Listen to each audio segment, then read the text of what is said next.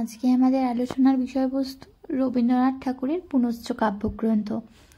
এই পুনশ্চ কাব্যগ্রন্থটির প্রথম প্রকাশ হয়েছিল আশ্বিনের 1939-এ।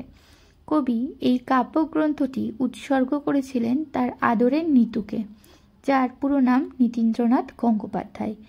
এই কাব্যটির ধরন গদ্য কবিতা, অর্থাৎ এই কাব্যগ্রন্থে যেসব কবিতা আছে সবকটি গদ্য কবিতার ছন্দে রচিত।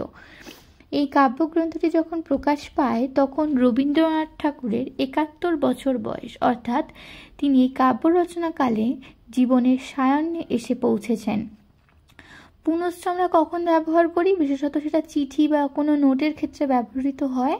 মানে কোনো কথা বলা হয়ে গেল, পুনশ্চ আবার ধরো কোনো একটা ইম্পর্টেন্ট কিছু মনে করিয়ে দেওয়ার জন্য পুনশ্চ বলে আমরা সেটা ব্যবহার করি। এইভাবেও অনেকটা পুনশ্চ কাব্যগ্রন্থের রূপক একটা চিন্তাধারা আমরা করতে পারি।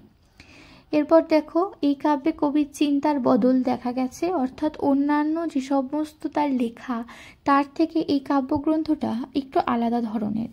এই কাব্যগ্রন্থের সাথে সমালোচকেরা লিপিকার সঙ্গে তুলনা করেছেন, মানে অনেক মিল খুঁজে পেয়েছেন। এই কাব্যের প্রচ্ছদ কবি নিজেই অঙ্কন করেছিলেন। এই কাব্যটি তিনি গদ্য ছন্দে লিখেছেন। এবার প্রশ্ন আমাদের হতে পারে, গদ্য ছন্দটা কি? না, গদ্য ছন্দ হচ্ছে গদ্যের ছন্দ।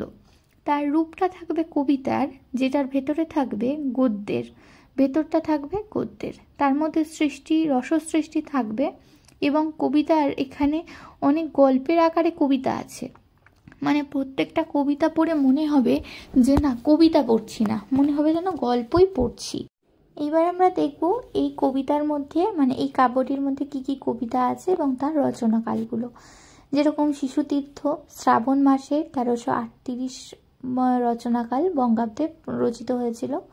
সাপমোচন পৌষে 1338, খেলনার মুক্তি 13ই আষাঢ় 1339, পত্রলেখা 14ই আষাঢ় 1339, খ্যাতি 24শে আষাঢ় 1339, মাসি 25শে আষাঢ় 1339, উন্নতি 26শে আষাঢ় 1339, ভীরু 5ই শ্রাবণ 1339, মানবপুত্র 11ই শ্রাবণ 1339, পুকুর ধারে 25শে শ্রাবণ 1339, ক্যামেলিয়া 27শে শ্রাবণ 1339, ছেঁড়া কাগজের ঝুড়ি 28শে শ্রাবণ 1339, ছেলেটা 28শে শ্রাবণ 1339, প্রথম পূজা 28শে শ্রাবণ 1339, সাধারণ মেয়ে 19শে শ্রাবণ 1339, খোয়াই 30শে শ্রাবণ 1339, শেষ চিঠি 31শে শ্রাবণ 1339, সহযাত্রী পয়লা ভাদ্র 1339, নূতনকাল পয়লা ভাদ্র 1339, কোপাই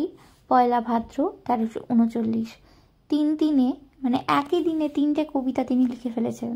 মানে কি অসম্ভব গুণসম্পন্ন একজন মানুষ তিনি ছিলেন, তাই না? চলো এবার আমরা পরেরগুলো দেখে নিই।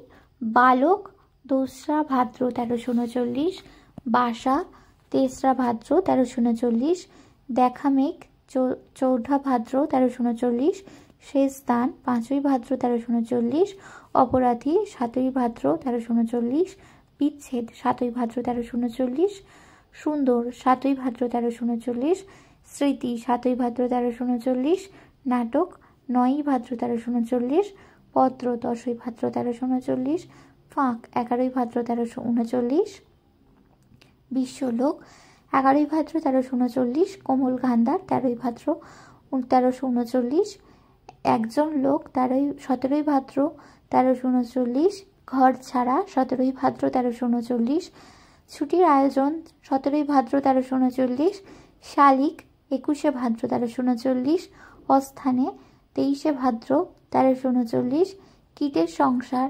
24শে ভাদ্র 1339, মৃত্যু 26শে ভাদ্র 1339, গানের বাসা 31শে ভাদ্র 1339, ছুটি 31শে ভাদ্র 1339, পয়লা আশ্বিন সেটা লিখেছেও তিনি পয়লা আশ্বিন 1339, সূচি পয়লা অগ্রহায়ণ 1339, রং রেজিনি 25শে অগ্রহায়ণ 1339, চিররূপের বাণী 23রা পৌষ 1339, প্রেমের সোনা 24শে পৌষ 1339। এই মোট 47টা বললাম। মানে এই কাব্যগ্রন্থতে টোটাল মোট 50টা কবিতা তিনি লিখেছেন। এই লিপিবদ্ধ করা হয়েছে 50টি কবিতা। তোমরা এই যে 50টি কবিতা আমি বললাম, এই কবিতাগুলোর মধ্যে থেকে কোন কবিতাগুলো লাইন তুলে আলোচনা করলে তোমাদের ভালো হয় তা কিন্তু অবশ্যই আমাকে জানাবে কমেন্ট সেকশনে। আমি কিন্তু সেই কবিতাগুলো লাইন তুলে যতটা আমার পক্ষে সম্ভব চেষ্টা করব আলোচনা এবং বিশ্লেষণ করবার। এরপর তীর্থযাত্রী, মুক্তি, স্নান সমাপন, এই 3টি কবিতাও মাঘ আর ফাল্গুন মাস এর মধ্যে 1339 বঙ্গাব্দের মধ্যে তিনি রচনা করেছিলেন। এই হলো পুনশ্চ কাব্যগ্রন্থের 50টি কবিতার নাম এবং তাদের রচনা কাল, এবং তার সাথে আমি পুনশ্চ কাব্যগ্রন্থের সম্বন্ধে কিছু আলোচনা করলাম। ভালো লাগলে কমেন্ট করে জানিও।